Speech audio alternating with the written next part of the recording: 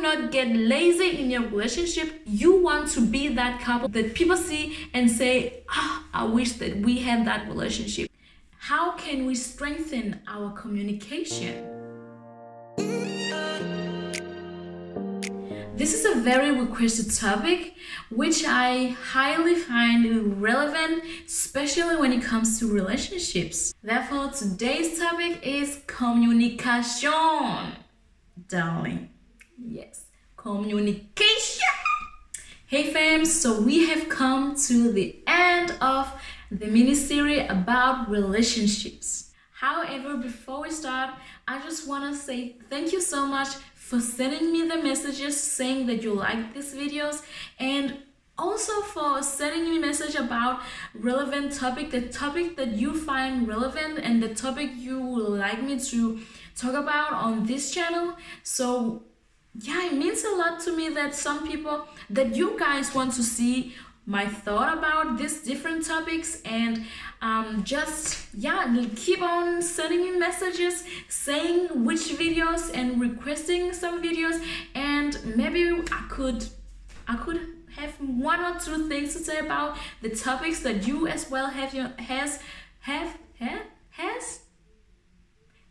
on your hearts. And yeah, I just need to say that because it really means a lot to me, and just keep on doing it and boost your person. So we have covered the following topics: the importance of knowing your base love language, why you should enjoy being single, and lastly, the juicy one, your sex life. So if you haven't seen these videos, I will highly recommend you to watch them, and I will link them in the description below. So today we will talk about the importance of communication in relationships. When the relationship is in trouble, bad and lack communication is often the first sign. And this is whatever the case of the problem is in the relationship, and whatever challenges your relationship might face. It will always most likely lead to your communication and the way you talk to each other. Therefore, this is a pretty important topic, and yeah, that is why I as well find this topic so important to talk about, and especially when we're talking about relationships. So my husband and I has been together for 5 years or so, and married for over a year.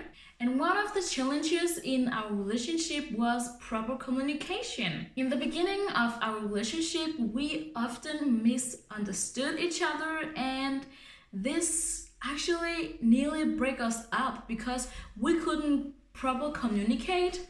But luckily, we found out how to properly communicate, and thank you for that, because we are married now. So that is pretty good.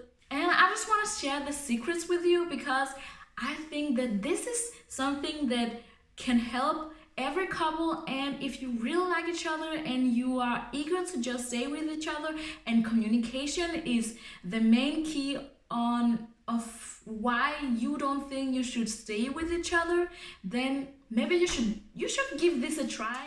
First of all, prepare your partner for the conversation.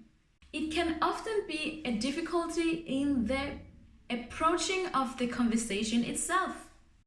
It will make good sense by starting your conversation telling your partner why and how important this topic means to you.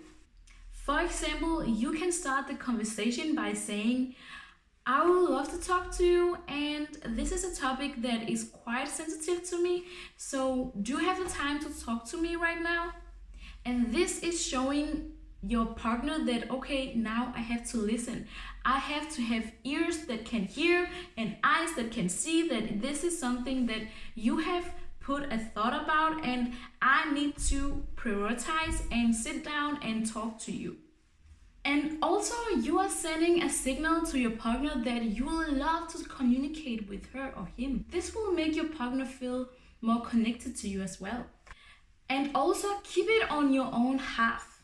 Remember to describe the situation based on your personal feelings.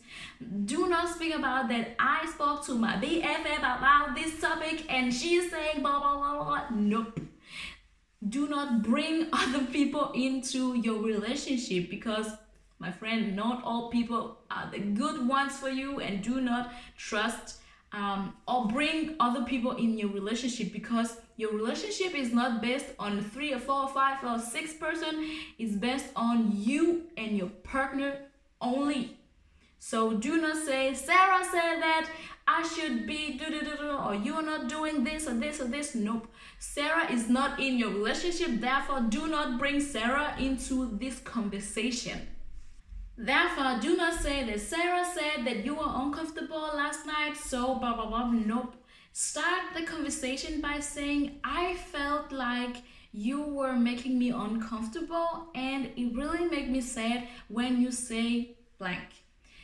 So this is coming from your point of view, and it will give your partner the view on how you are viewing the situation, and your partner will most likely have ear to listen and maybe see how you were feeling in that particular situation. And also, do remember to say, how did you see the situation? How did you see this situation that I am talking about? In that way, you give your partner the chance to see how your partner saw the situation and how this situation made your partner feel. And just remember, listen when your partner is speaking. And here is what is quite important, the things that I had very difficult doing but finally slowly learned to do, is putting yourself in the background. Putting the back. Remember, you and your partner lives in different psychological world. This means do not think that you have the ultimate truth and think that you have to agree with me or else. Nope. Remember that you have to understand each other. You don't necessarily have to agree with one another, but the key is to show that you understand each other and that you are listening to each other. The truth depends on the eyes that sees it. So to gain the insight of your partner's world, put yourself in parentheses and ask your partner about it. And this is how you see, okay, how do my partner feel actually, and how do I understand how he or she, how my bae is feeling and how my bae sees the world. In that way, you are showing interest in your partner and showing that you actually care and want to get to know and see how your partner is feeling, and it will be welcomed, and your partner will most likely want to do the same as well. So by listening to your partner without interrupting or making critical comments, you're giving your partner room to be understood and heard. And lastly, try to put good words down about all the good things that your bae is doing. So in this busy world, we often too busy to appreciate our partner, our bae, and this is something that we can incorporate in order to improve our relationship as well. Just remember to appreciate all the good things that our spouse, our bae is doing for us. So you might be thinking, so what can I do today to make it more concrete? You and bae has to go in different rooms and starting writing 3 things down. First thing is that write the things that I like about you, and this is you just have to name all the different things that you like about your bae, and it can be that the smile is bright, that the lips are popping, that the hair is perfecto, or whatever the personality, whatever you like about your bae, and the things I think that bae has to work on. So you have to write the things that I think bae has to work on. And lastly, and this is one of the important one, the things that we have to work at in our relationship. So you have to have similar goals, and when you have written all these 3 topics down, you have filled out the list. It can be maybe 3 or 2 pages, how long the list is, it doesn't matter. But what is important is when you have written all these different topics or different things down, sit down with Bay and just have ear that can listen, if you understand what I'm trying to say. Start with one of you and start by saying, so the things I like about you is and then Bay has to say the things that I like about you is, and just continue going through the list and so on with the other topics.